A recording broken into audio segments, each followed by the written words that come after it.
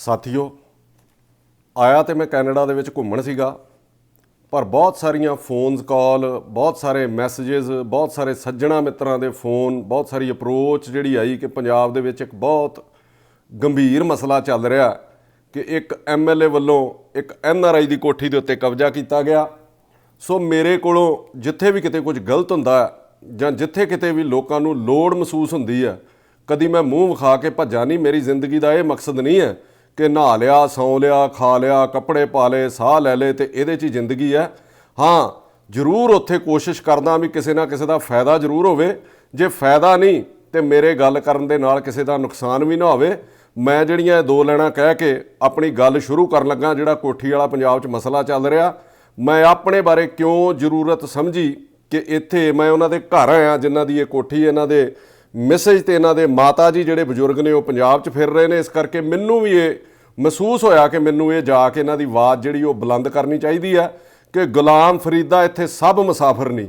ਕੋਈ ਅੱਜ ਚੱਲਿਆ, ਕੋਈ ਕੱਲ੍ਹ ਚੱਲਿਆ, ਕੋਈ ਬਣ ਗਿਆ ਰੌਣਕ ਪੱਖੀਆਂ ਦੀ, ਕੋਈ ਛੋੜ ਕੇ ਸ਼ੀਸ਼ ਮਹੱਲ ਚੱਲਿਆ, ਕੋਈ ਪਲਿਆ ਨਾਜ ਤੇ ਨਖਰਿਆਂ ਵਿੱਚ, ਕੋਈ ਗਰਮ ਰੇਤ ਤੇ ਥਲ ਚੱਲਿਆ, ਕੋਈ ਭੁੱਲ ਗਿਆ ਮਕਸਦ ਆਵਣ ਦਾ, ਕੋਈ ਕਰਕੇ ਮਕਸਦ ਹੱਲ ਚੱਲਿਆ। ਗੁਲਾਮ ਫਰੀਦਾ ਇੱਥੇ ਸਭ ਮੁਸਾਫਰ, ਕੋਈ ਅੱਜ ਚੱਲਿਆ ਤੇ ਕੋਈ ਕੱਲ੍ਹ ਚੱਲਿਆ। ਸੋ ਮਕਸਦ ਜ਼ਿੰਦਗੀ ਦਾ ਇਹ ਹੋਣਾ ਚਾਹੀਦਾ ਕਿ ਤੁਸੀਂ ਕਿਸੇ ਦੇ ਨਾਲ ਜ਼ਿੰਦਗੀ ਦੇ ਵਿੱਚ ਮਾੜੇ ਸਮੇਂ 'ਚ ਜਾਂ ਮੁਸ਼ਕਿਲ ਦੇ ਵਿੱਚ ਖਲੋਵੋ। ਇਹ ਨਹੀਂ ਕਿ ਕਿਸੇ ਦੇ ਘਰ ਆਏ ਹੋ, ਮਤਲਬ ਘੁੰਮਣ ਫਿਰਨ ਆਏ ਹੋ, ਖਾ ਪੀ ਲਿਆ ਤੇ ਚਲੇ ਗਏ। ਅੱਜ ਮੈਂ ਇਹਨਾਂ ਨੂੰ ਕੱਲ੍ਹ ਆਪ ਫੋਨ ਕੀਤਾ, ਮੇਰੇ ਕਿਸੇ ਦੋਸਤ ਨੇ ਨੰਬਰ ਦਿੱਤਾ ਸੀਗਾ ਔਰ ਇਹਨਾਂ ਨੇ ਮੈਨੂੰ ਅੱਜ ਇੱਥੇ ਆਪਣੇ ਘਰ ਬੁਲਾਇਆ ਔਰ ਮੈਂ ਸਾਰੇ ਪੰਜਾਬ ਵਾਲਿਆਂ ਨਾਲ, ਸਾਰੇ ਜਿੱਥੇ ਵੀ NRI ਨੇ, ਜਿੱਥੇ ਵੀ ਇਹਨਾਂ ਦੇ ਹਮਦਰਦ ਲੋਕ ਨੇ ਜਿਹੜੇ NRIs ਦੇ, ਉਹਨਾਂ ਨਾਲ ਸਾਰੀ ਗੱਲ ਇਹ ਸਾਂਝੀ ਕਰਨੀ ਚਾਹੁੰਦਾ ਕਿ ਇਹ ਮਸਲਾ ਸ਼ੁਰੂ ਕਿੱਥੋਂ ਹੋਇਆ। ਇਹ ਮਈ ਲਾਸਟ ਦੀ ਗੱਲ ਹੈ। ਇਹ ਸਾਰ ਪਰਮਜੀਤ ਸਿੰਘ ਢਾਲੀਵਾਲ ਨੇ, ਜਿਨ੍ਹਾਂ ਦੇ ਉੱਥੇ ਮਦਰ ਵੀ ਗਏ ਹੋਏ ਨੇ ਤੇ ਵਾਈਫ ਵੀ ਇਹਨਾਂ ਦਾ ਇੱਕ ਦੋਸਤ ਆਸਟ੍ਰੇਲੀਆ ਦੇ ਵਿੱਚੋਂ ਇੰਡੀਆ ਜਿਹੜਾ ਉਹ ਘੁੰਮਣ ਗਿਆ। ਇਹਨਾਂ ਦੇ ਘਰ ਉਹਨੇ ਜਾ ਕੇ ਜਦੋਂ ਗੇੜਾ ਮਾਰਿਆ, ਇਹਨਾਂ ਨੂੰ ਮਿਲਣ ਗਿਆ ਜਾਂ ਇਹਨਾਂ ਦੇ ਮਾਤਾ ਜੀ ਦਾ ਹਾਲ ਚਾਲ ਪੁੱਛਣ ਗਿਆ ਤਾਂ ਅੱਗੋਂ ਉਹਨੇ ਪੁੱਛਿਆ ਘਰ ਦੇ ਵਿੱਚ ਕਿ ਮਾਤਾ ਅਮਰਜੀਤ ਕੌਰ ਕਿੱਥੇ ਨੇ, ਤੇ ਅੱਗੋਂ ਕਹਿੰਦੇ ਜੀ ਇੱਥੇ ਅਮਰਜੀਤ ਕੌਰ ਨਹੀਂ, ਇੱਥੇ ਸਰਬਜੀਤ ਕੌਰ ਜਿਹੜੇ ਨੇ ਉਹ ਰਹਿੰਦੇ ਨੇ, ਉਹਨਾਂ ਦਾ ਘਰ ਹੈ। ਫਿਰ ਉਹਨੇ ਇਹਨਾਂ ਨੂੰ ਫੋਨ ਕੀਤਾ ਪਰਮਜੀਤ ਹੋਣਾ ਨੂੰ ਕਿ ਤੁਸੀਂ ਜਿਹੜਾ ਆਪਣਾ ਉਹ ਘਰ ਵੇਚ ਦਿੱਤਾ। ਇਹਨਾਂ ਕਿਹਾ ਜੀ ਅਸੀਂ ਬਿਲਕੁਲ ਨਹੀਂ ਵੇਚਿਆ। ਘਰ ਜਿਹੜਾ ਇਹਨਾਂ ਦਾ 2020 ਦੇ ਵਿੱਚ ਬੰਦ ਹੋ ਗਿਆ ਸੀਗਾ। ਬੰਦ ਇਸ ਕਰਕੇ ਕਿ ਉਦੋਂ ਕੋਵਿਡ, ਸਾਰੀ ਦੁਨੀਆ ਹੀ ਉਹਦੇ ਨਾਲ ਤਰਾਸਦੀ, ਉਸ ਦੇ ਵਿੱਚ ਸਾਰੇ ਉਸ ਪੀੜਾ ਦੇ ਵਿੱਚੋਂ ਨਿਕਲੇ ਆ। 2020 ਦੇ ਵਿੱਚ ਇਹਨਾਂ ਨੇ ਆਪਣੇ ਮਾਤਾ ਜੀ ਨੂੰ ਇੱਥੇ ਕੈਨੇਡਾ ਬੁਲਾ ਲਿਆ ਜੀ। ਇਹਨਾਂ ਦੇ ਮਾਤਾ ਜੀ ਕੈਨੇਡਾ ਆ ਗਏ ਔਰ 28 ਮਈ ਨੂੰ ਇਹਨਾਂ ਨੂੰ ਪਤਾ ਲੱਗਾ ਆਪਣੇ ਦੋਸਤ ਦੀ ਕਾਲ ਤੋਂ ਬਾਅਦ, ਔਰ ਇਹਨਾਂ ਦੀ ਵਾਈਫ ਜਿਹੜੀ ਹੈ, ਉਹਨਾਂ ਨੇ ਕਾਲ ਤੁਸੀਂ ਕੀਤੀ ਕਿ ਤੁਹਾਡੇ ਮੈਸੇਜ ਨੇ ਜੀ ਮਾਣੂਕੇ ਨੂੰ? ਇਹਨਾਂ ਨੇ ਕਾਲ ਕੀਤੀ, ਜਿਹੜੀ ਫਸਟ ਕਾਲ ਹੈ 28 ਮਈ ਨੂੰ, ਜਿਨ੍ਹਾਂ ਦਾ ਨਾਂ ਲੱਗਦਾ ਸੀਗਾ ਕਿ ਘਰ ਦੇ ਵਿੱਚ ਉਹਨਾਂ ਦੀ ਅੱਜ ਕੱਲ੍ਹ ਰਹਿਸ਼ ਹੈ, ਉਹਨਾਂ ਨੇ ਕਾਲ ਚੁੱਕੀ ਨਹੀਂ। ਸੈਕਿੰਡ ਕਾਲ ਜਿਹੜੀ ਇਹਨਾਂ ਨੇ ਕੀਤੀ ਆਪਣੇ ਸੰਧਵਾ ਸਾਹਿਬ ਜਿਹੜੇ ਸਾਡੇ ਵਿਧਾਨ ਸਭਾ ਦੇ ਸਪੀਕਰ ਨੇ, ਉਹਨਾਂ ਨੇ ਵੀ ਕੋਈ ਮੇਰੇ ਖਿਆਲ ਗੱਲ ਨਹੀਂ ਤੁਹਾਡੇ ਨਾਲ ਹੋਈ ਤੇ ਮੈਸੇਜ ਕੀਤਾ ਜੀ ਤੁਸੀਂ ਉਹਨਾਂ ਨੂੰ ਮੈਸੇਜ ਕੀਤਾ ਔਰ ਉਹਨਾਂ ਨੇ ਅੱਗੋਂ ਕਿਹਾ ਕਿ ਤੁਹਾਡੀ ਕੰਪਲੇਂਟ ਜਿਹੜੀ ਆ ਮੈਂ ਉਹ ਫਾਰਵਰਡ ਕਰ ਦਿੱਤੀ ਹੈ CM ਹਾਊਸ ਦੇ ਵਿੱਚ। ਤੀਜੀ ਕਾਲ ਇਹਨਾਂ ਨੇ ਕੀਤੀ ਸਾਰ ਭਗਵੰਤ ਸਿੰਘ ਮਾਨ, ਮੁੱਖ ਮੰਤਰੀ ਪੰਜਾਬ ਦੇ OSD ਨੇ, ਮਨਜੀਤ ਸਿੱਧੂ, ਉਹਨਾਂ ਨੇ ਇਹਨਾਂ ਨਾਲ ਗੱਲਬਾਤ ਕੀਤੀ, ਇਹਨਾਂ ਕੋਲੋਂ ਰਿਟਨ ਕੰਪਲੇਂਟ ਮੰਗੀ ਔਰ 7 ਮਈ ਨੂੰ ਜਿਹੜਾ ਮਨਜੀਤ ਸਿੰਘ OSD ਨੇ ਉਹ ਇਹਨਾਂ ਨੂੰ ਮਿਲਦੇ ਨੇ ਔਰ ਉਹਨਾਂ ਨੇ ਥੋੜ੍ਹੀ ਦੂਰ ਜਾ ਕੇ ਸਾਰ ਭਗਵੰਤ ਸਿੰਘ ਮਾਨ ਨਾਲ ਗੱਲ ਕੀਤੀ ਔਰ ਇਹਨਾਂ ਨੂੰ ਆ ਕੇ ਦੱਸਿਆ ਕਿ ਤੁਹਾਡਾ ਜਿਹੜਾ ਸਾਰਾ ਮਸਲਾ ਉਹ ਮੈਂ ਮਾਨ ਸਾਹਿਬ ਦੇ ਨੋਟਿਸ ਦੇ ਵਿੱਚ ਲਿਆ ਦਿੱਤਾ। 7 ਜੂਨ ਨੂੰ ਇਹ ਕੰਪਲੇਂਟ ਜਿਹੜੀ ਰਿਟਨ ਦੇ ਵਿੱਚ ਦਿੰਦੇ ਨੇ, ਉਹ ਕੰਪਲੇਂਟ ਦੀ ਇੱਕ ਕਾਪੀ ਦਿੰਦੇ ਨੇ CM ਨੂੰ, DGP ਨੂੰ, NRI ਮੰਤਰੀ ਕੁਲਦੀਪ ਸਿੰਘ ਢਾਲੀਵਾਲ ਨੂੰ,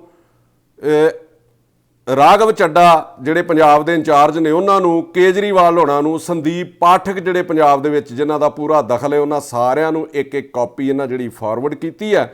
ਔਰ ਉਹਦੇ ਵਿੱਚ ਜੋ ਤੱਥ ਮੇਰੇ ਸਾਹਮਣੇ ਆਏ ਤੇ ਜੋ ਇਹਨਾਂ ਦਿੱਤੇ ਕਿ 8 ਜੂਨ ਨੂੰ ਜਿਹੜੀ ਫਰਦ ਹੈ ਉਹ ਇਹਨਾਂ ਦੀ ਅਮਰਜੀਤ ਕੌਰ ਜਿਹੜੇ ਇਹਨਾਂ ਦੇ ਮਾਤਾ ਜੀ ਨੇ ਉਹਨਾਂ ਦੇ ਨਾਂ ਦੇ ਉੱਤੇ ਬੋਲਦੀ ਹੈ। 8 ਜੂਨ ਦੀ ਇਹਨਾਂ ਨੇ ਉਹ ਕਾਪੀ ਕਢਾਈ ਹੈ ਫਰਦ ਦੀ ਔਰ ਉਸ ਤੋਂ ਬਾਅਦ ਹੁਣ ਜਿਹੜੀ ਫਰਦ ਹੈ ਜਦੋਂ ਇਹ ਕੰਪਲੇਂਟ ਦੇ ਦਿੰਦੇ ਨੇ 8 ਜੂਨ ਤੱਕ ਇਹਨਾਂ ਦੇ ਨਾਂ ਤੇ ਹੈ ਔਰ ਉਸ ਤੋਂ ਬਾਅਦ ਜਿਹੜੀ ਫਰਦ ਹੈ ਉਹ ਕਰਮ ਸਿੰਘ ਸਿੱਧੂ ਦੇ ਨਾਂ ਦੇ ਉੱਤੇ ਜਿਹੜੀ ਉਹ ਚੜ੍ਹ ਜਾਂਦੀ ਹੈ। 2004 ਦੇ ਵਿੱਚ ਇਹਨਾਂ ਨੇ ਕੋਠੀ ਖਰੀਦੀ ਆ, ਇੱਥੇ ਬੈਠੇ ਨੇ ਕੈਨੇਡਾ। 2004 ਤੁਸੀਂ ਕਿਹੜੇ ਸੰਨ ਤੋਂ ਆਏ ਹੋ ਜੀ ਇੱਥੇ? 80-81 ਤੋਂ ਇੱਥੋਂ, ਮਤਲਬ ਵੀ ਇਹ ਸਦੀ ਦਾ ਇੱਕ ਤੀਜਾ ਹਿੱਸਾ ਹੀ ਹੋ ਗਿਆ ਜਦੋਂ ਦੇ ਇੱਥੇ ਬੈਠੇ ਨੇ। 2004 ਦੇ ਵਿੱਚ ਇਹ ਕੋਠੀ ਖਰੀਦੀ ਹੈ, ਮਾਤਾ ਜੀ ਇਹਨਾਂ ਦੇ ਉੱਥੇ ਰਹਿੰਦੇ ਸੀਗੇ। 2005 21 ਮਾਰਚ ਜਿਹੜੀ 2005 ਉਦੋਂ ਇੱਕ ਪਾਵਰ ਆਫ ਟਾਰਨੀ ਤਿਆਰ ਹੁੰਦੀ ਹੈ ਅਸ਼ੋਕ ਕੁਮਾਰ ਵੱਲੋਂ, ਔਰ ਉਹਦੇ ਵਿੱਚ ਜਿਹੜੇ ਸਿਗਨੇਚਰ ਨੇ, ਜਿਵੇਂ ਇਹਨਾਂ ਨੇ ਦੱਸਿਆ ਕਿ ਫੇਕ ਸਿਗਨੇਚਰ ਜਿਹੜੇ ਅਮਰਜੀਤ ਕੌਰ ਦੇ, ਪਰਮਜੀਤ ਕੌਰ ਦੇ, ਔਰ ਉਹਦੀ ਰਿਪੋਰਟ ਤੱਕ ਆ ਚੁੱਕੀ ਹੈ। ਦੋ ਜਿਹੜੇ ਫੋਰੈਂਸਿਕ ਮਾਹਰ ਨੇ ਉਹਨਾਂ ਕੋਲੋਂ ਇਹਨਾਂ ਨੇ ਰਿਪੋਰਟ ਜਿਹੜੀ ਲਈ ਹੈ ਕਿ ਇਹ ਸਿਗਨੇਚਰ ਜਿਹੜੇ ਮੈਚ ਹੀ ਨਹੀਂ ਕਰਦੇ। 16 ਜੂਨ ਨੂੰ ਇਹਨਾਂ ਕੋਲੇ 2 ਰਿਪੋਰਟਾਂ ਜਿਹੜੀਆਂ ਆ ਗਈਆਂ ਨੇ, ਜਿਹਦੀ ਆ ਕਾਪੀ ਇਹਨਾਂ ਨੇ ਹੁਣ ਇੱਥੇ ਮੈਨੂੰ ਦਿੱਤੀ ਹੈ। ਇਹ ਪੰਜਾਬ ਵੀ ਭੇਜ ਦਿੱਤੀਆਂ ਨੇ ਜੀ, ਤੁਸੀਂ ਕਾਪੀਆਂ ਉੱਥੇ ਦਸਤਾਵੇਜ਼ ਹੈ ਜੀ, ਉਹਨਾਂ ਨੇ ਕਰਵਾਈਆਂ ਸੀ ਸਾਡੇ ਲਈ ਤੇ ਉਹਨਾਂ ਨੇ ਇਹਦੀ ਕੀਤੀ ਹੋਈ ਹੈ ਰਿਪੋਰਟ ਪੂਰੀ। ਉਹਦੇ ਅੱਗੇ ਵੇਖੋ, ਉਹਦੇ ਵਿੱਚ ਇੱਕ ਨੰਬਰਦਾਰ ਹੈ ਸ਼ਿਆਮ ਸਿੰਘ, ਉਹਦੇ ਸਾਈਨ ਵੀ ਇਹਦੇ ਵਿੱਚ ਮਿਸਮੈਚ ਜਿਹੜੇ ਨੇ, ਕਿਉਂਕਿ ਜਿਹੜੇ ਉਹਦੇ ਪੁਰਾਣੀਆਂ ਰਜਿਸਟਰੀਆਂ ਤੋਂ ਸਾਈਨ ਕੱਢੇ ਗਏ, ਜਦੋਂ ਪਹਿਲਾਂ ਵੀ ਕਿਤੇ ਨੰਬਰਦਾਰੀ ਦੇ ਤੌਰ ਤੇ ਗਵਾਹੀ ਪਾਉਂਦਾ ਸੀਗਾ, ਉਹ ਵੀ ਸਾਈਨ ਜਿਹੜੇ ਇਹਨਾਂ ਸਾਈਨਾਂ ਦੇ ਨਾਲ ਸਿਗਨੇਚਰ ਮੈਚ ਨਹੀਂ ਕਰਦੇ। ਔਰ ਉਹਦੀ ਡੈਥ ਹੋ ਚੁੱਕੀ ਉਸ ਬੰਦੇ ਦੀ, ਜਿਹੜਾ ਬੰਦਾ ਖੜਾ ਕੀਤਾ ਗਿਆ ਪਾਵਰ ਆਫ ਟਾਰਨੀ ਲਈ। ਔਰ ਮਾਤਾ ਜੀ ਦੀ ਜਗ੍ਹਾ ਤੇ ਜਿਹੜੀ ਔਰਤ ਖੜੀ ਕੀਤੀ ਗਈ ਹੈ, ਉਹਦੀ ਵੀ ਕਹਿੰਦੇ ਡੈਥ ਹੋ ਚੁੱਕੀ ਆ। ਵੀ ਸਭ ਜਿਉਂਦੀਆਂ ਜੀ ਜਗ੍ਹਾ ਦੇ ਉੱਤੇ ਮਰਿਆਂ ਬੰਦਿਆਂ ਨੂੰ ਤਿਆਰ ਕਰਕੇ ਉਹਨਾਂ ਦੇ ਪੇਪਰ ਲਾਏ ਗਏ। ਐਡੀ ਮਤਲਬ ਕੀ ਇਹ ਮਤਲਬ ਪੰਜਾਬ 'ਚ ਚੱਲ ਕੀ ਰਿਹਾ ਹੈ, ਸਾਰਾ ਸੋਚਣ ਵਿਚਾਰਨ ਦੀ ਲੋੜ ਹੈ। ਇੱਕ ਰਿਪੋਰਟ ਇਹਨਾਂ ਨੂੰ ਫਿਰੋਜ਼ਪੁਰ ਤੋਂ ਵੀ ਆ ਗਈ ਹੈ, ਸੰਜੀਵ ਸ਼ਰਮਾ ਨੇ ਜੀ ਫੋਰੈਂਸਿਕ ਜਿਹੜੇ, ਉਹਨਾਂ ਨੇ ਵੀ ਇਹ ਰਿਪੋਰਟ ਇਹਨਾਂ ਨੂੰ ਤਿਆਰ ਕਰਕੇ ਦਿੱਤੀ ਕਿ ਸਾਈਨ ਜਿਹੜੇ ਉਹ ਬਿਲਕੁਲ ਜਿਹੜੇ ਮਿਸਮੈਚ ਨੇ। ਔਰ ਪੁਲਿਸ ਜਦੋਂ ਇਹ ਪੁੱਛਦੇ ਨੇ, ਇਹਨਾਂ ਦੇ ਵਾਈਫ ਉੱਥੇ ਨੇ, ਇਹਨਾਂ ਦੇ ਮਾਤਾ ਜੀ ਉੱਥੇ ਨੇ, ਉਹ ਬਾਰ-ਬਾਰ ਜਿਹੜੇ ਉਹ ਪੁਲਿਸ ਦੇ ਗੇੜੇ ਮਾਰ ਰਹੇ ਨੇ। ਔਰ ਅੱਜ ਰਿਪੋਰਟ ਆਊਗੀ, ਕੱਲ ਜਿਹੜੀ ਰਿਪੋਰਟ ਆਊਗੀ ਮਾਲ ਮਹਿਕਮੇ ਕੋਲੋਂ। ਮੈਂ ਪੁੱਛਣਾ ਚਾਹੁੰਦਾ ਕਿ ਐਡਾ ਹਾਈ ਪ੍ਰੋਫਾਈਲ ਜਿਹੜਾ ਉਹ ਕੇਸ ਹੋਵੇ, ਜਿਹੜਾ ਸਾਰੇ ਪੰਜਾਬ ਦੇ ਵਿੱਚ ਤੁਹਾਡੀ ਥੂ ਕਰਾ ਰਿਹਾ ਹੋਵੇ। ਮੈਂ ਮਾਨ ਸਾਹਿਬ ਤੁਹਾਨੂੰ ਵੀ ਇੱਕ ਗੱਲ ਕਹਿਣੀ ਚਾਹੁੰਦਾ, ਮੈਂ ਹਰ ਜਗ੍ਹਾ ਦੇ ਉੱਤੇ ਕਹਿੰਦਾ ਕਿ ਤੁਸੀਂ ਇਮਾਨਦਾਰ ਹੋ, ਤੁਸੀਂ ਇਮਾਨਦਾਰੀ ਨਾਲ 1.25 ਸਾਲ ਜਿਹੜਾ ਪੰਜਾਬ ਦਾ ਹੰਢਾਇਆ, ਤੁਹਾਡੇ ਉੱਤੇ ਵੀ ਇੱਥੇ ਲਾਹਣਤਾਂ ਪੈ ਰਹੀਆਂ ਨੇ। ਮੈਂ ਇੱਥੇ ਫਿਰ ਰਿਹਾ ਔਰ ਜਗ੍ਹਾ ਜਗ੍ਹਾ ਦੇ ਉੱਤੇ ਇਹ ਮਸਲਾ ਜਿਹੜਾ ਵਿਚਾਰਿਆ ਜਾ ਰਿਹਾ। ਮੈਨੂੰ ਕਈ ਲੋਕਾਂ ਨੇ ਇੱਥੇ ਖਲੋ ਕੇ ਕਹਿ ਦਿੱਤਾ ਵੀ ਤੁਸੀਂ ਇਹਦੇ ਉੱਤੇ ਕਿਉਂ ਨਹੀਂ ਬੋਲਦੇ NRIs ਲਈ। 8 ਨੂੰ ਇਹਨਾਂ ਨੂੰ ਥਾਣੇ ਦੇ ਵਿੱਚ ਬੁਲਾਇਆ ਜਾਂਦਾ ਇਸ ਕੰਪਲੇਂਟ ਬੇਸ ਦੇ ਉੱਤੇ। ਉੱਥੇ ਬੈਠੇ ਹੁੰਦੇ ਨੇ SP ਪਰਮਾਰ ਤੇ DSP ਵਿਰਕ, ਉੱਥੇ ਮਾਣੂਕੇ ਮੈਡਮ ਦੇ ਹਸਬੈਂਡ ਆਉਂਦੇ ਨੇ। ਔਰ ਉਹਦੇ ਵਿੱਚ ਉੱਥੇ ਇਹਨਾਂ ਨਾਲ ਗੱਲਬਾਤ ਹੁੰਦੀ ਹੈ ਕਿ ਤੁਸੀਂ ਕੋਠੀ ਕਿੰਨੀ ਦੇਰ ਤੋਂ ਰਹਿ ਰਹੇ ਹੋ। ਕੀ ਕਹਿੰਦੇ ਜੀ 15 ਦਿਨ ਤੋਂ ਰਹਿ ਰਹੇ ਆ। 15 ਦਿਨ ਦਾ ਉੱਤੇ ਲਾਇਆ, ਕਹਿੰਦੇ 2 ਮਹੀਨੇ ਤੋਂ ਕਿਰਾਏ ਤੇ ਲਈ ਹੋਈ ਹੈ। 2 ਮਹੀਨੇ ਤੋਂ ਕਹਿੰਦੇ ਨੇ ਕਿਰਾਏ ਤੇ ਲਈ ਹੋਈ ਹੈ। ਤੇ ਕਿਰਾਏਨਾਮੇ ਦੇ ਵਿੱਚ ਮੇਰੇ ਖਿਆਲ 15 ਮਈ ਦਾ ਟਾਈਮ ਹੈ। 15 ਮਈ ਦੇ ਵਿੱਚ 15 ਦਿਨਾਂ 'ਚੋਂ ਕੋਠੀ ਤਿਆਰ ਵੀ ਕਿਵੇਂ ਹੋ ਗਈ, ਉਹ ਰੈਨੋਵੇਟ ਵੀ ਕਿਵੇਂ ਹੋ ਗਈ ਕਿ ਜਦੋਂ ਇੱਥੇ ਰਹਿ ਰਹੇ ਨੇ। ਸਾਰਾ ਕੁਝ ਇੱਕ ਸਾਜ਼ਿਸ਼ ਦਾ ਹਿੱਸਾ ਸੀਗਾ ਜਿਹਦੀ ਇਨਕੁਆਇਰੀ ਕਰਨੀ ਚਾਹੀਦੀ ਹੈ, ਨਾ ਕਿ ਲੋਕ ਖੱਜਲ ਹੋਣ। ਔਰ DSP ਵਿਰਕ ਹੈ ਜਿਹੜਾ ਉੱਥੇ, ਉਹ ਇਹਨਾਂ ਦੇ ਮੈਸੇਜ ਨੂੰ ਕਹਿੰਦਾ ਕਿ ਤੁਸੀਂ ਕੋਠੀ ਕਿਰਾਏ ਤੇ ਦੇ ਦਿਓ। ਹੁਣ ਉਸ DSP ਨੂੰ ਮੈਂ ਪੁੱਛਣਾ ਚਾਹੁੰਦਾ ਵੀ ਜੇ ਇਹ ਮਾਲਕ ਹੀ ਨਹੀਂ ਉਹ ਕੋਠੀ ਦੇ, ਤੁਸੀਂ ਇਹਨਾਂ ਨੂੰ ਮੰਨਦੇ ਹੀ ਨਹੀਂ ਇਹ ਮਾਲਕ ਨੇ, ਫਿਰ ਕਿਹੜੇ ਮਤਲਬ ਕਾਨੂੰਨ ਦੇ ਤਹਿਤ ਇਹਨਾਂ ਕੋਲੋਂ ਤੁਸੀਂ ਕੋਠੀ ਕਿਰਾਏ ਦੇ ਉੱਤੇ ਮੰਗ ਰਹੇ ਹੋ। ਫਿਰ ਅੱਗੋਂ ਇਹਨਾਂ ਨੂੰ ਮੈਸੇਜ ਦਿੱਤਾ ਜਾਂਦਾ ਕਿ ਵੇਚ ਦਿਓ। ਇੱਥੇ ਇੱਕ ਬੰਦਾ ਇਹਨਾਂ ਨੂੰ ਅਪਰੋਚ ਕਰਦਾ ਹੈ ਕਿ ਕੋਠੀ ਵੇਚ ਦਿਓ, ਤੁਸੀਂ, ਤੁਹਾਨੂੰ ਇੰਨੇ ਪੈਸੇ ਦੇ ਦਿੰਦੇ ਆ, ਜਿੰਨਾ ਮੁੱਲ ਹੈ ਉਸ ਤੋਂ ਵੱਧ ਦੇਣ ਨੂੰ ਤਿਆਰ ਹੋ ਗਏ ਕਿ ਮੈਡਮ ਦਾ ਜਿਹੜਾ ਅਕਸ ਹੈ ਉਹ ਕਿਤੇ ਸਾਫ਼ ਸੁਥਰਾ ਕਰ ਲਿਆ ਜਾਵੇ। ਅਕਸ ਇਸ ਤਰੀਕੇ ਸਾਫ਼ ਨਹੀਂ ਹੋਣਾ ਮੈਡਮ, ਤੁਸੀਂ ਵੀ ਸੁਣ ਲਓ ਮਾਣੂਕੇ ਜੀ। ਅਕਸ ਤੁਹਾਡਾ ਸਾਫ਼ ਤਾਂ ਹੋਣਾ ਸੀਗਾ ਤੁਸੀਂ ਇਹਨਾਂ ਦੀ ਖੁਦ ਰਖਵਾਲੀ ਕਰਦੇ। ਫਿਰ ਇਹਨਾਂ ਦੇ ਮੈਸੇਜ ਨੂੰ SP ਪਰਮਾਰ ਨੇ ਉੱਥੇ ਬੁਲਾਉਂਦੇ ਨੇ 9 ਤਰੀਕ ਨੂੰ ਜੀ, 9 ਜੂਨ ਨੂੰ। 6 ਵਜੇ ਤੱਕ ਉਹ ਇਹਨਾਂ ਨੂੰ ਮਿਲਦੇ ਹੀ ਨਹੀਂ। 6 ਵਜੇ ਉਹ ਇਹਨਾਂ ਨੂੰ ਕਾਲ ਕਰਦੇ ਨੇ ਸਾਰਾ ਦਿਨ ਬਹਿ ਕੇ। ਔਰ SP ਸਾਹਿਬ ਕਹਿੰਦੇ ਨੇ ਕਿ DSP ਵਿਰਕ ਨੂੰ ਮਿਲ ਲਓ। ਆਂਦੇ ਜੀ ਉੱਥੋਂ ਤੋਂ ਨਿਆਂ ਹੀ ਨਹੀਂ ਮਿਲ ਰਿਹਾ, ਉਹ ਤੇ ਕੋਠੀ ਕਿਰਾਏ ਤੇ ਮੰਗ ਰਹੇ ਨੇ। ਉਹਨਾਂ ਕੋਲੋਂ ਅਸੀਂ ਕੁਝ ਨਹੀਂ ਮਤਲਬ ਤੁਹਾਨੂੰ ਸਿੱਧੇ ਤੌਰ ਦੇ ਉੱਤੇ ਮਿਲਣਾ ਚਾਹੁੰਦੇ ਹਾਂ, SSP ਨੂੰ ਮਿਲਣਾ ਚਾਹੁੰਦੇ ਹਾਂ। ਇਹ ਗੁਰਮੀਤ ਸਿੰਘ ਖੁੱਡੀਆਂ ਮੰਤਰੀ ਨੂੰ ਮਿਲਦੇ ਨੇ, ਜਿਹੜੇ ਨਵੇਂ ਮੰਤਰੀ ਬਣੇ ਨੇ। ਉਹ ADGP ਕੋਲ ਤੋਰ ਦਿੰਦੇ ਨੇ, ADGP ਇਹਨਾਂ ਨੂੰ SSP ਕੋਲ ਤੋਰ ਦਿੰਦੇ ਨੇ, SSP ਅੱਗੋਂ ਇਹਨਾਂ ਨੂੰ SP ਪਰਮਾਰ ਕੋਲ ਤੋਰ ਦਿੰਦੇ ਨੇ। ਬਸ ਇਸੇ ਗੱਦੀ ਗੇੜ ਦੇ ਵਿੱਚ। ਸੋ ਇਹ ਮਸਲਾ ਸਭ ਤੋਂ ਪਹਿਲਾਂ ਖਹਿਰਾ ਸਾਹਿਬ ਨੇ ਚੁੱਕਿਆ ਜੀ। ਪਤਾ ਨਹੀਂ ਕਿੱਥੋਂ ਟਵੀਟ ਆਈ ਇਹ ਖਹਿਰਾ ਸਾਹਿਬ ਨੇ ਮੇਰੇ ਖਿਆਲ ਟਵੀਟ ਕੀਤਾ। ਔਰ ਮੇਰੀ ਸਰਕਾਰ ਨੂੰ ਇੱਕ ਅਪੀਲ ਹੈ ਕਿ ਖਹਿਰਾ ਸਾਹਿਬ ਦੇ ਨਾਲ ਤੁਹਾਡੀ ਸੁਖਪਾਲ ਖਹਿਰਾ ਨਾਲ ਜਿੰਨੀ ਮਰਜ਼ੀ ਲੱਗਦੀ ਹੋਵੇ, ਜੋ ਮਰਜ਼ੀ ਹੋਵੇ, ਜਿਹੜੀ ਗੱਲ ਫੈਕਟ ਦੇ ਉੱਤੇ ਕੋਈ ਬੰਦਾ ਚੁੱਕੇ ਉਹਦੇ ਉੱਤੇ ਵਿਚਾਰ ਜ਼ਰੂਰ ਕਰਨਾ ਚਾਹੀਦਾ। ਇਹ ਨਹੀਂ ਸੋਚ ਲੈਣਾ ਚਾਹੀਦਾ ਵੀ ਇਹ ਮਸਲਾ ਖਹਿਰੇ ਨੇ ਚੁੱਕਿਆ ਤੈਨੂੰ ਹੱਲ ਹੀ ਨਹੀਂ ਕਰਨਾ, ਉਹਦੇ ਅੱਗੇ ਆਪਾਂ ਅੜੀ ਕਰ ਲੈਣੀ ਆ। ਇਹਦੇ ਨਾਲ ਤੁਹਾਡੀ ਸਰਕਾਰ ਦਾ ਅਕਸ ਵੀ ਡਿੱਗ ਰਿਹਾ। ਇੱਥੇ ਤੱਕ ਇਹਨਾਂ ਨੂੰ ਅਪਰੋਚ ਕਰਨ ਦੀ ਜਿਹੜੀ ਉਹ ਕੋਸ਼ਿਸ਼ ਕੀਤੀ ਜਾ ਰਹੀ ਹੈ। ਔਰ ਮਤਲਬ ਇਹ ਟੱਬਰ ਤੋਂ ਅੱਡ ਹੋ ਕੇ ਬੈਠੇ ਨੇ। ਸਾਰਾ ਟੱਬਰ ਤੇ ਉੱਥੇ ਬਹਿ ਨਹੀਂ ਨਾ ਸਕਦਾ। ਇਹ ਇੱਥੇ ਕੰਮ ਕਰ ਦੇਖ ਰਹੇ ਨੇ, ਵਾਈਫ ਇਹਨਾਂ ਦੇ ਮਤਲਬ ਜਿਹੜੇ ਤੇ ਮਦਰ ਉਹਨਾਂ ਦੇ ਬਜ਼ੁਰਗ ਨੇ ਉੱਥੇ ਕੰਮ ਕਰ ਦੇਖ ਰਹੇ ਨੇ। ਹੁਣ ਜਿਹੜੀ ਮੈਂ ਮਾਣੂਕੇ ਦੀ ਪ੍ਰੈਸ ਕਾਨਫਰੰਸ ਸੁਣੀ, ਉਹ 2-3 ਦਿਨ ਤੋਂ ਬੋਲ ਰਹੇ ਆ ਪ੍ਰੈਸ ਵਾਲਿਆਂ ਨੂੰ ਸੱਦ ਕੇ। ਉਹਦੇ ਵਿੱਚ ਉਹ ਤਰਕ ਕੀ ਦਿੰਦੇ ਨੇ ਕਿ ਜਿੰਨੇ ਮੈਨੂੰ ਘਰ ਦੀ ਚਾਬੀ ਦਿੱਤੀ, ਮੈਨੂੰ ਨਹੀਂ ਪਤਾ ਉਹ ਠੀਕ ਆ ਗਲਤ ਆ, ਮੈਂ ਚਾਬੀ ਉਹਨੂੰ ਵਾਪਸ ਮੋੜ ਦਿੱਤੀ। ਮੇਰਾ ਮੈਡਮ ਮਾਣੂਕੇ ਨੂੰ ਇੱਕ ਸਵਾਲ ਹੈ ਕਿ ਕੋਈ ਚੋਰ ਗੱਡੀ ਚੋਰੀ ਕਰਕੇ ਲੈ ਆਵੇ, ਉਹਦੀ ਚਾਬੀ ਤੁਹਾਨੂੰ ਫੜਾ ਦੇਵੇ ਤੇ ਮਗਰ ਮਾਲਕ ਆ ਜੇ ਆਪਣੇ ਦਸਤਾਵੇਜ਼ ਲੈ ਕੇ, ਤੇ ਤੁਸੀਂ ਕੀ ਕਹੋਗੇ ਵੀ ਮੈਂ ਚਾਬੀ ਜਿਹੜੀ ਉਹ ਚੋਰ ਨੂੰ ਮੋੜਨੀ ਆ? ਤੁਹਾਡਾ ਫਰਜ਼ ਹੈ, ਲੋਕਾਂ ਨੇ ਤੁਹਾਨੂੰ ਐਮਐਲਏ ਬਣਾਇਆ। ਮੈਂ ਸੁਣਦਾ ਸੀਗਾ ਕੱਲ ਤੁਹਾਨੂੰ ਕਿ ਮੈਂ ਐਮਐਲਏ 40,000 ਤੇ ਜਿੱਤੀ ਆ, ਔਰ 40,000 ਤੇ ਤੁਸੀਂ ਜਿੱਤੇ ਹੋ, ਤੇ ਤੁਹਾਡੇ ਇਲਾਕੇ ਦੇ ਲੋਕਾਂ ਦੀ ਜਾਨ ਤੇ ਮਾਲ ਦੀ ਰਾਖੀ ਕਰਨਾ ਵੀ ਤੁਹਾਡਾ ਫਰਜ਼ ਬਣਦਾ। ਇਹ ਲੋਕਾਂ ਨੂੰ ਧੱਕੇ ਨਾ ਖਾਣੇ ਪੈਣ। ਇਹਨਾਂ ਲੋਕਾਂ ਨੇ ਤੁਹਾਨੂੰ, ਐਨਆਰਆਈਜ਼ ਨੇ, ਸਾਰੀ ਸਰਕਾਰ ਨੂੰ, ਤੁਹਾਨੂੰ ਲੋਕਾਂ ਨੂੰ ਫੰਡਸ ਵੀ ਦਿੱਤੇ ਨੇ। ਇਸ ਕਰਕੇ ਨਹੀਂ ਦਿੱਤੇ ਕਿ ਸਾਡੀਆਂ ਕੋਠੀਆਂ ਦੇ ਉੱਤੇ, ਸਾਡੀਆਂ ਜਾਇਦਾਦਾਂ ਦੇ ਉੱਤੇ ਕਬਜ਼ਾ ਕਰ ਲਓ, ਸਾਨੂੰ ਖੱਜਲ ਹੋਣਾ ਪਵੇ। ਮੈਂ ਤੁਹਾਨੂੰ ਇੱਕ ਗੱਲ ਕਹਿਣਾ ਚਾਹੁੰਦਾ ਸਰਬਜੀਤ ਕੌਰ ਮਾਣੂਕੇ, ਕਿ ਲੋਕ ਜੇ ਚੜਾ ਸਕਦੇ ਆ ਨਾ, ਤੇ ਲੋਕ ਥੱਲੇ ਵੀ ਲਾ ਸਕਦੇ ਆ। ਤਾਕਤ ਦਾ ਤੇ शोहरत का कभी मान नहीं करना चाहिए कि शोहरत की बुलंदी भी पल भर का तमाशा है। शोहरत की बुलंदी भी पल भर का तमाशा है, जिस डाल पे बैठे हो वो टूट भी सकती है। भी जेड़ी टाणी ते बैठे हो, जे इहो जे काम करोगे तो डिग भी पैनी है। दूजा तर्क तुसी की दिंदे हो, मैं SSP नूं कहा कि वैरीफाई कर ते जेड़ा गलत है ਉਹਦੇ ਉੱਤੇ परचा दर्ज कर। फिर बनता है तो यह सीगा भी SSP ਉਹਨੂੰ ਵੈਰੀਫਾਈ ਕਰਦਾ, DC ਉਹਨੂੰ ਵੈਰੀਫਾਈ ਕਰਦਾ। ਫਿਰ ਤੁਸੀਂ ਬਿਨਾ ਵੈਰੀਫਾਈ ਕੀਤੇ ਕਿਵੇਂ ਇੱਕ ਬੰਦੇ ਨੂੰ ਚਾਬੀ ਦੇ ਦਿੱਤੀ? ਉਹਦੇ ਉੱਤੇ ਤੁਸੀਂ ਕੋਈ ਸਰਕਾਰੀ ਰਿਸੀਵਰ ਲਾਉਂਦੇ, DC ਦੇ ਦਫ਼ਤਰ ਚਾਬੀ ਰੱਖ ਦਿੰਦੇ, SSP ਦੇ ਦਫ਼ਤਰ ਚਾਬੀ ਰੱਖ ਦਿੰਦੇ ਵੀ ਜਿਹੜਾ ਜਾਇਜ਼ ਹੋਊਗਾ, ਜਿਹੜਾ ਸਹੀ ਹੋਊਗਾ ਉਹਨੂੰ ਚਾਬੀ ਦੇ ਦੇ।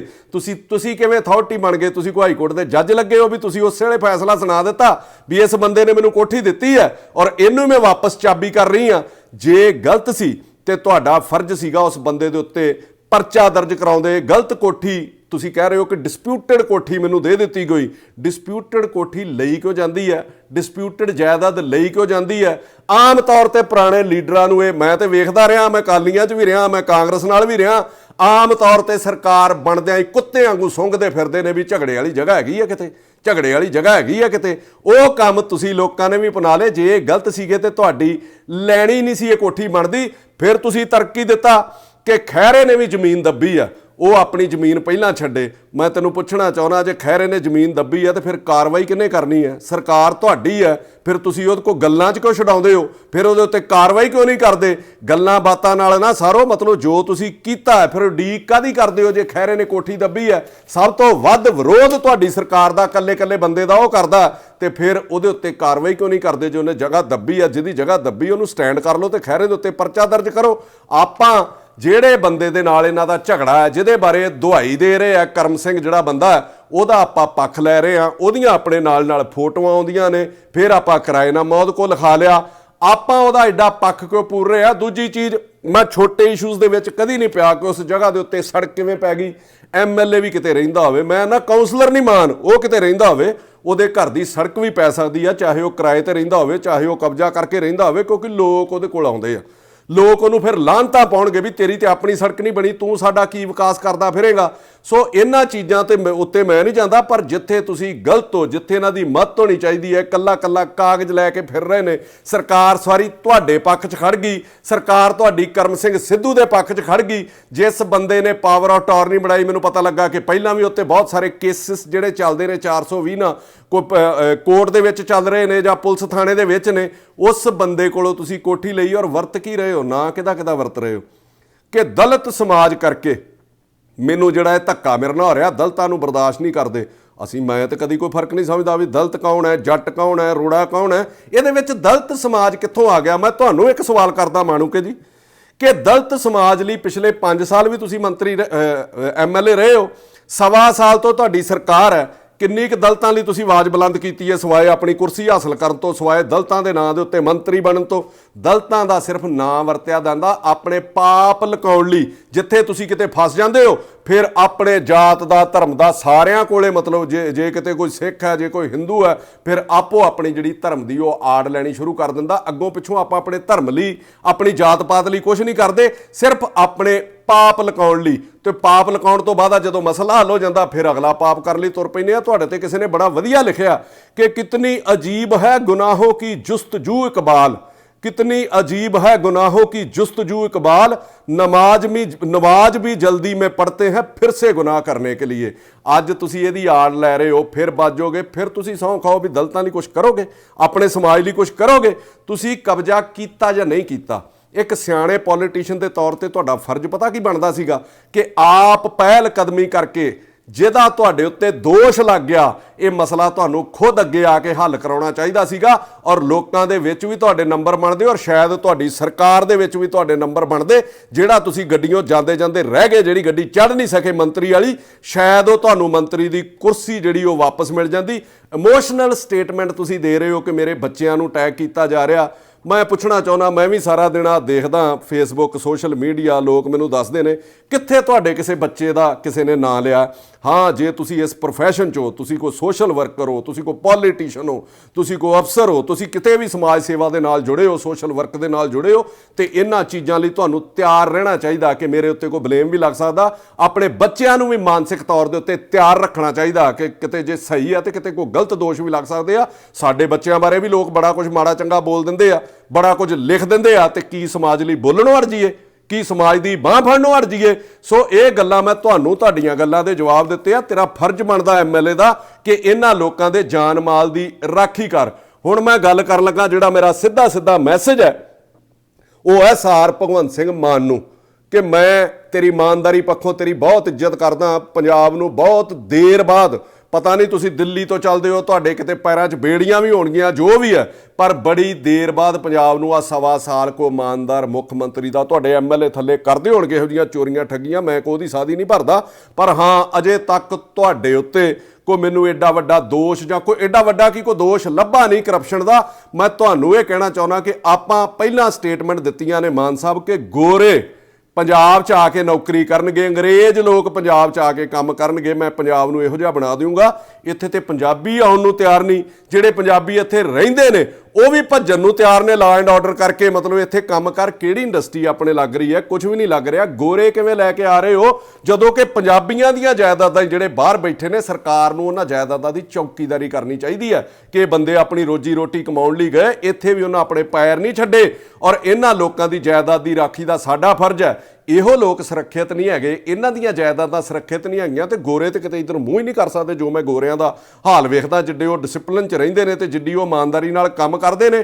ਮੈਂ ਸਵੇਰੇ ਕਿਸੇ ਨਾਲ ਗੱਲ ਕਰਦਾ ਸੀਗਾ ਪੰਜਾਬ, ਮੇਰੇ ਪੱਤਰਕਾਰ ਨੇ ਦੋਸਤ, ਮੈਂ ਸਾਰੀ ਡਿਟੇਲ ਲੈ ਰਿਹਾ ਸੀਗਾ ਇਹਦੀ, ਔਰ ਉਹਨਾਂ ਨੇ ਮੈਨੂੰ ਇੱਕ ਗੱਲ ਦੱਸੀ ਕਿ ਮੇਰਾ ਇੱਕ ਦੋਸਤ ਹੈ ਇੰਗਲੈਂਡ ਦੇ ਵਿੱਚ, ਉਹ ਕਹਿੰਦਾ ਸੀਗਾ ਕਿ ਮੈਂ ਮੋਹਾਲੀ ਦੇ ਵਿੱਚ ਇੱਕ ਫਲੈਟ ਲੈਣਾ, ਕਿ ਮੈਂ ਕਦੀ ਪੰਜਾਬ ਆ ਗਿਆ, ਫਲੈਟ ਮਿਲ ਜਾਂਦੇ ਨੇ, ਮੈਂ ਵਧੀਆ ਇੱਥੇ ਰਿਹਾ ਕਰੂੰਗਾ। ਜਦੋਂ ਦਾ ਇਹ ਮਸਲਾ ਉੱਠਿਆ ਉਹ ਕੰਨਾਂ ਨੂੰ ਹੱਥ ਹੀ ਲਾ ਗਿਆ ਵੀ ਮੇਰਾ ਜੋ ਕੁਝ ਹੈਗਾ ਮੈਂ ਉਹ ਵੀ ਵੇਚ ਕੇ ਬਾਹਰ ਹੀ ਕੁਝ ਲੈ ਲੈਣਾ, ਮੈਂ ਇੱਥੇ ਨਹੀਂ ਰਹਿਣਾ। ਇਹ ਸੱਚਾਈ ਆ, ਮੈਂ ਝੂਠ ਕਦੀ ਜ਼ਿੰਦਗੀ 'ਚ ਨਹੀਂ ਬੋਲਦਾ। ਜੋ ਸਾਹਮਣੇ ਆ ਰਹੇ ਨੇ ਫੈਕਟ, ਮੈਂ ਉਹ ਤੁਹਾਡੇ ਸਾਹਮਣੇ ਰੱਖ ਰਿਹਾ। ਮਾਨ ਸਾਹਿਬ, ਬਾਹਰ ਮੈਂ ਫਿਰ ਰਿਹਾ, ਲੋਕ ਲਾਹਣਤਾਂ ਪਾ ਰਹੇ ਨੇ ਇਸ ਕੋਠੀ ਵਾਲੇ ਮਸਲੇ ਦੇ ਉੱਤੇ ਵੀ ਐਡਾ ਵੱਡਾ ਮਸਲਾ। ਉਹ 2 ਲੇਡੀਜ਼ ਪੰਜਾਬ ਦੇ ਵਿੱਚ ਜਾ ਕੇ ਖੱਜਲ ਹੋ ਰਹੀਆਂ ਨੇ। ਇੱਥੇ ਵੀ ਰੋਜੀ ਰੋਟੀ ਦੀ ਫਿਕਰ ਹੈ, ਇੱਥੇ ਕੋਈ ਪੰਜਾਬ ਵਾਲਾ ਹਿਸਾਬ ਤੇ ਨਹੀਂ ਕਿ 10 ਦਿਨ ਨੌਕਰੀ ਤੇ ਨਾ ਜਾਓ ਤੇ ਐਮਐਲਏ ਜਾਂ ਮੇਰੇ ਵਰਗਾ ਫੋਨ ਕਰਦੇ ਵੀ ਇਹਨੇ ਨਹੀਂ ਆਉਣਾ ਤੇ 10 ਦਿਨ ਇਹਦੀ ਹਾਜ਼ਰੀ ਲਾ ਦੀ। ਉਹੋ ਜਿਹਾ ਸਿਸਟਮ ਇੱਥੇ ਨਹੀਂ ਚੱਲਦਾ। ਸੋ ਇਹ ਲੋਕ ਤੁਹਾਡੇ ਕੋਲੋਂ ਬੜੀ ਆਸ ਨਾਲ ਬੈਠੇ ਨੇ, ਤੁਹਾਨੂੰ ਫੋਨ ਕੀਤਾ, ਤੁਹਾਡੇ ਓਐਸਡੀ ਨੇ ਤੁਹਾਡੇ ਧਿਆਨ 'ਚ ਲਿਆਂਦਾ। ਹੁਣ ਤੱਕ ਇਹ ਮਸਲਾ ਜਿਹੜਾ ਉਹ ਹੱਲ ਹੋ ਜਾਣਾ ਚਾਹੀਦਾ ਸੀਗਾ ਔਰ ਇਹਨੂੰ ਦੁੱਧ ਦਾ ਦੁੱਧ, ਪਾਣੀ ਦਾ ਪਾਣੀ ਜਿਹੜਾ ਉਹ ਤੁਹਾਨੂੰ ਚਾਹੀਦਾ ਆਪ ਜਿਹੜਾ ਉਹ ਦਖਲ ਦੇ ਕੇ ਕਰੋ। ਜੇ ਤੁਸੀਂ ਇਹ ਮਸਲਾ ਹੱਲ ਕਰੋਗੇ, ਮੈਂ ਤੁਹਾਨੂੰ ਗਰੰਟੀ ਨਾ ਕਹਿਣਾ, ਜੋ ਮੈਂ ਇੱਥੇ ਹਾਲਾਤ ਵੇਖੇ ਨੇ, ਲੋਕਾਂ ਦਾ ਵਿਸ਼ਵਾਸ ਤੁਹਾਡੇ ਲਈ ਹੋਰ ਪੱਕਾ ਹੋਊਗਾ। ਲੋਕ ਤੁਹਾਡੀ ਸਿਫਤ ਕਰਨਗੇ। ਆਪਣੇ ਐਮਐਲਏਆਂ ਦੀਆਂ ਗਲਤੀਆਂ ਕਰਕੇ ਆਪਣੀ ਸਰਕਾਰ ਦਾ ਅਕਸ ਨਾ ਸੁੱਟੋ।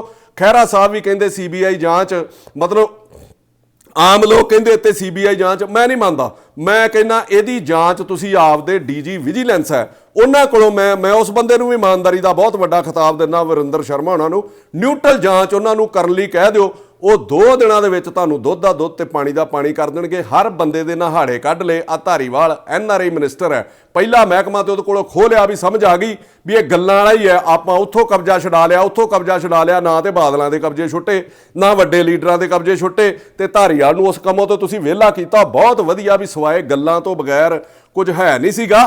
ਪਰ ਆ ਜਿਹੜਾ ਮਸਲਾ ਤੁਹਾਡੇ ਆਪਣੇ ਧਿਆਨ ਦੇ ਨਾਲ ਜਿਹੜਾ ਉਹ ਹੱਲ ਹੋਣਾ ਚਾਹੀਦਾ। 7 ਸਮੁੰਦਰੋਂ ਪਾਰ, ਮੇਰਾ ਇੱਕ ਛੋਟਾ ਜਿਹਾ ਸਵਾਲ ਹੈ ਭਗਵੰਤ ਮਾਨ ਹੋਣਾ ਨੂੰ, 7 ਸਮੁੰਦਰੋਂ ਪਾਰ ਕੌਣ ਜਾ ਕੇ ਝੂਠੀ ਲੜਾਈ ਲੜਦਾ ਹੈ ਜੀ ਪੰਜਾਬ ਦੇ ਵਿੱਚ? ਕਿਹਨੂੰ ਨਹੀਂ ਪਤਾ ਵੀ ਪੰਜਾਬ ਦੇ ਵਿੱਚ ਪੁਲਿਸ ਕਿੰਨੀ ਆਪ ਉਧਰੀ ਆ ਵੀ ਇਹਨਾਂ ਨੂੰ ਫਸਾ ਦੂਗੀ ਕਿਤੇ ਨਾ ਕਿਤੇ। ਸੱਚੇ ਨੇ ਤੇ ਇਹ ਲੜਾਈ ਆਪਣੀ ਲੜ ਰਹੇ ਆ ਨਾ, ਕਿੱਡੀ ਕੁ ਛੇਤੀ ਇਹ ਮਸਲਾ ਹੱਲ ਹੋ ਸਕਦਾ। ਇਹਦੇ ਤੇ 2-3 ਤਰਕ ਨੇ, ਲਾਓ ਆਪਦੇ ਡੀਜੀ ਦੀ ਡਿਊਟੀ ਤੇ 2 ਦਿਨਾਂ 'ਚ ਹੱਲ ਨਾ ਹੋਵੇ। ਉਹ ਕਹਿ ਰਹੀ ਹੈ ਕਿ ਮੈਂ 15 ਦਿਨਾਂ ਤੋਂ ਇੱਥੇ ਕਿਰਾਏ ਤੇ ਆ ਜੀ। ਹਾਂਜੀ, 15-20 ਤੁਸੀਂ ਫੋਨ ਲੋਕੇਸ਼ਨ ਕਢਾ ਲਓ ਇਨਵੈਸਟੀਗੇਸ਼ਨ ਦੇ ਵਿੱਚ ਕਿ ਉਹਦੇ ਘਰ ਵਾਲੇ ਦੀ ਕਿੰਨੀ ਦੇਰ ਤੋਂ ਇਸ ਕੋਠੀ ਦੇ ਵਿੱਚ ਲੋਕੇਸ਼ਨ ਆ ਰਹੀ ਹੈ, ਉਹ ਬੀਬੀ ਦੀ ਇਸ ਕੋਠੀ ਦੇ ਵਿੱਚ ਕਿੰਨੀ ਦੇਰ ਤੋਂ ਲੋਕੇਸ਼ਨ ਆ ਰਹੀ ਹੈ, ਔਰ ਤੁਸੀਂ ਉਹਦਾ ਜਿਹੜਾ ਸਟਾਫ ਹੈ ਉਹਦੀ ਕਿੰਨੀ ਦੇਰ ਤੋਂ ਜਿਹੜੀ ਇੱਥੇ ਲੋਕੇਸ਼ਨ ਆ ਰਹੀ ਹੈ, ਤੇ ਦੁੱਧ ਦਾ ਦੁੱਧ ਪਾਣੀ ਦਾ ਪਾਣੀ ਹੋ ਜਾਣਾ ਵੀ ਉਹ ਬੀਬੀ ਕਿੰਨੀ ਦੇਰ ਤੋਂ ਰਹਿ ਰਹੀ ਹੈ। ਸੋ ਸੱਦੇ ਆਪਾਂ ਗੋਰਿਆਂ ਨੂੰ ਦਿੰਨੇ ਆ, ਪਰ ਇਹਨਾਂ ਲੋਕਾਂ ਦੀ ਬਾਂਹ ਹੀ ਫੜ ਲਈਏ ਜਿਹੜੇ ਇੱਥੇ ਗੋਰਿਆਂ ਕੋਲ ਆ ਕੇ ਆਪਣਾ ਕੰਮਕਾਰ ਕਰਦੇ ਨੇ। ਗੋਰੇ ਬਾਅਦ ਚੋਂ ਆਉਂਦੇ ਰਹਿਣਗੇ, ਪਹਿਲਾਂ ਆਪਾਂ ਇਹਨਾਂ ਦੀ ਬਾਂਹ ਤੇ ਫੜੀਏ। ਸੋ ਮੈਂ ਤੁਹਾਨੂੰ ਕਹੂੰਗਾ ਕਿ ਬੇਹਿਸਾਬ ਹਸਰ ਤੇ ਨਾ ਪਾਲੀਏ, ਬੇਹਿਸਾਬ ਹਸਰ ਤੇ ਨਾ ਪਾਲੀਏ, ਜੋ ਮਿਲਾ ਹੈ ਉसी को ਸੰਭਾਲੀਏ। ਆਪਾਂ ਇਹਨਾਂ ਲੋਕਾਂ ਨੂੰ ਤੇ ਸੰਭਾਲ ਲਈਏ। ਸੋ ਮੇਰੀ ਤੁਹਾਨੂੰ ਰਿਕੁਐਸਟ ਹੈ ਮਾਨ ਸਾਹਿਬ, ਮੈਂ ਕੋ ਗਰਮ ਬੋਲ ਕੇ ਚਾਰ ਗਾਲਾਂ ਕੱਢ ਕੇ ਸਰਕਾਰ ਨੂੰ, ਮੇਰਾ ਤਾਂ ਕੁਝ ਨਹੀਂ ਜਾਣਾ, ਇਹਨਾਂ ਲੋਕਾਂ ਦਾ ਮੈਂ ਮਸਲਾ ਖਰਾਬ ਨਹੀਂ ਕਰਨਾ ਚਾਹੁੰਦਾ, ਉਹਨੂੰ ਮੈਂ ਹੋਰ ਨਹੀਂ ਉਲਝਾਉਣਾ ਚਾਹੁੰਦਾ। ਮੈਂ ਤੁਹਾਨੂੰ ਬੜੀ ਨਿਮਰਤਾ ਦੇ ਨਾਲ ਰਿਕੁਐਸਟ ਕਰ ਰਿਹਾ ਕਿ ਇਹਨਾਂ ਨੇ ਮੈਨੂੰ ਵੀ ਬੜੀ ਆਸ ਨਾਲ ਸੱਦਿਆ, ਔਰ ਤੁਹਾਡੇ ਵੱਲ ਵੀ ਬੜੀ ਆਸ ਦੇ ਨਾਲ ਨਿਗਾਹ ਲਾ ਕੇ ਗੱਡੇ ਨੇ। ਲੱਖ ਇਹਨਾਂ ਦੇ ਮਨ ਦੇ ਵਿੱਚ 20 ਗੱਲਾਂ ਸੀ, ਪਰ ਇੱਕ ਗੱਲ ਇਹਨਾਂ ਵੀ ਐਡਮਿਟ ਕੀਤੀ ਹੈ ਕਿ ਹਾਂ ਯਾਰ ਸੀਐਮ ਦੇ ਉੱਤੇ ਦੋਸ਼ ਨਹੀਂ ਹੈਗਾ, ਕੋਈ ਇਮਾਨਦਾਰ ਹੈ। ਔਰ ਮੈਂ ਵੀ ਇਹਨਾਂ ਨੂੰ ਇੱਕ ਗੱਲ ਫਖਰ ਦੇ ਨਾਲ ਕਹੀ ਹੈ, ਤੇ ਸੋ ਫਖਰ ਇਹਨਾਂ ਦਾ ਬਣਿਆ ਵੀ ਰਹਿਣਾ ਚਾਹੀਦਾ ਕਿ ਜੇ ਤੁਹਾਡੀ ਕੋਠੀ ਕਿਸੇ ਪਿਛਲੀਆਂ ਸਰਕਾਰਾਂ ਦੇ ਐਮਐਲਏ ਨੇ ਦੱਬੀ ਹੁੰਦੀ, ਚਾਹੇ ਉਹ ਅਕਾਲੀ ਸੀਗਾ ਚਾਹੇ ਕਾਂਗਰਸੀ ਸੀਗਾ, ਤੇ ਹੋ ਸਕਦਾ ਉੱਥੇ ਤੁਹਾਡੀਆਂ ਜਨਾਨੀਆਂ ਤੇ ਵੀ ਪਰਚੇ ਹੋ ਜਾਂਦੇ। ਜੇ ਤੁਹਾਨੂੰ ਇਨਸਾਫ ਮਿਲ ਸਕਦਾ ਤੇ ਮੇਰੇ ਖਿਆਲ ਦੇ ਵਿੱਚ ਭਗਵੰਤ ਮਾਨ ਜਿਹੜਾ ਤੁਹਾਨੂੰ ਉਸ ਇਨਸਾਫ ਜ਼ਰੂਰ ਦੇਊਗਾ। ਪਰ ਅਖੀਰ ਦੇ ਵਿੱਚ ਮੈਂ ਤੁਹਾਨੂੰ ਫੇਰ ਇਹ ਕਹਿ ਕੇ ਬੇਨਤੀ ਕਰਨ ਲੱਗਾ ਕਿ ਤੱਕੜੀ 'ਚ ਤੋਲੋ, ਬਰਾਬਰ ਤੋਲਿਓ। ਇਹਨਾਂ ਦੇ ਨਾਲ ਜੇ ਧੱਕਾ ਹੋ ਰਿਹਾ ਤੇ ਜਿਹੜਾ ਵੀ ਅਫਸਰ ਉਹਦੇ ਵਿੱਚ ਇਨਵੋਲਵ ਹੈ, ਚਾਹੇ ਉਹ ਐਸਡੀਐਮ ਹੈ, ਚਾਹੇ ਉਹ ਤਹਿਸੀਲਦਾਰ ਹੈ, ਚਾਹੇ ਉਹ ਪਟਵਾਰੀ ਹੈ, ਚਾਹੇ ਉਹ ਪੁਲਿਸ ਵਾਲਾ ਜਿੰਨੇ ਇਹਨਾਂ ਦੀ ਸੁਣਵਾਈ ਨਹੀਂ ਕੀਤੀ ਐਮਐਲਏ ਦੇ ਪ੍ਰੈਸ਼ਰ ਦੇ ਵਿੱਚ ਆ ਕੇ, ਜਿੰਨੇ ਫਰਦਾਂ ਬਦਲੀਆਂ ਨੇ, ਉਹਨਾਂ ਦੇ ਉੱਤੇ 420 ਦਾ ਪਰਚਾ ਦਰਜ ਕਰੋ। ਜੇ ਤੁਸੀਂ ਨਹੀਂ ਕਰੋਗੇ ਤੇ ਮੈਂ ਇਹ ਕਹਿ ਕੇ ਤੁਹਾਨੂੰ ਸਮਾਪਤੀ ਕਰਨ ਲੱਗਾ ਕਿ ਲਸ਼ਕਰ ਵੀ तुम्हारा है, लश्कर भी तुम्हारा है भगवंत मान जी, लश्कर भी तुम्हारा है, सरदार भी तुम्हारा है। तुम झूठ को सच लिख दो, अखबार भी तुम्हारा है। धन्यवाद जी।